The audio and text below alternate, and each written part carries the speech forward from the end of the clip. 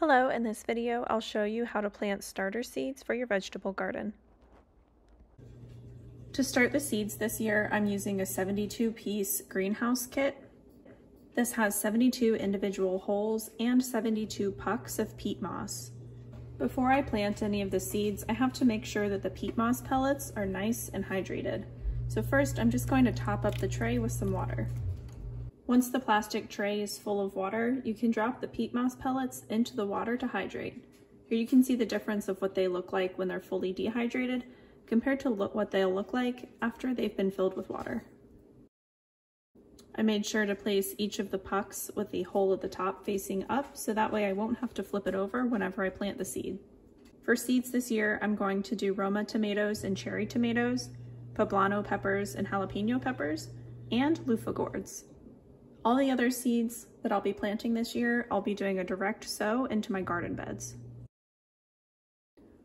After I have all of the peat moss pucks in the plastic tray, I'm going to let them hydrate before I plant any of the seeds.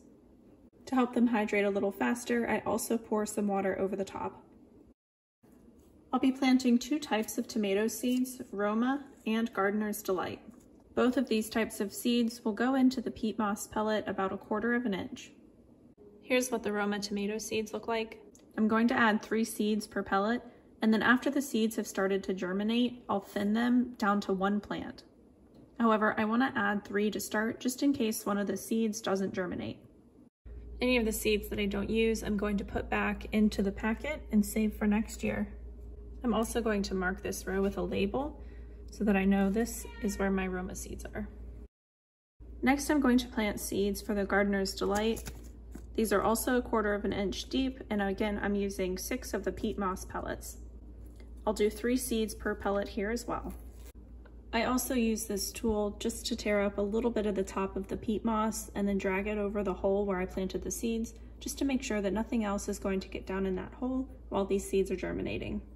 Next up, I'm going to be planting one of the plants that I'm the most excited for this year. This is a luffa gourd.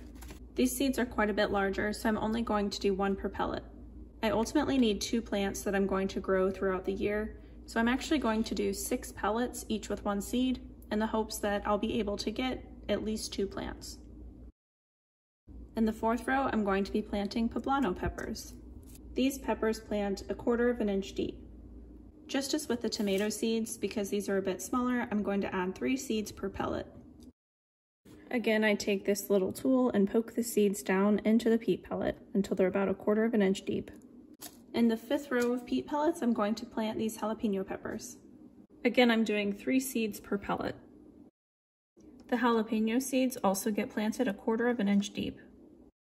Now I have all of my seeds planted, and I'm going to use some of the fertilizer that came with the seed starter tray. Because the pellets are already at least halfway moisturized, I'm only going to use half of this and pour it over everything in the container, including these flower seeds over on the right. I'll come back and use the other half of the fertilizer probably in a week or 2. Now that everything is watered, I'm going to place the lid of the tray back on top of this, which is going to create a nice humid environment that will help with the germination. I also have a heat mat that the plastic tray is sitting on. This heat mat plugs into a wall outlet and will bring up the temperature for the plastic tray and help with germination. The heat mat is going to cause an average temperature of about 80 degrees Fahrenheit. This isn't necessary for all types of seeds, but the luffa gourd seeds specifically really like a warmer environment for them to germinate. We'll only be using the heat mat until the leaves or sprouts start to come up from the seeds. After the sprouts start to come up, the heat mat is no longer necessary. I also have a grow lamp right above the seed starter tray, which will be turned on as soon as sprouts start to appear in the peat moss pellet. Thanks for watching this video on how to plant starter seeds for your vegetable garden. In future videos, I'll show how to thin the seeds, how to harden these, and how to transplant into your garden beds. Make sure to subscribe to see those future videos.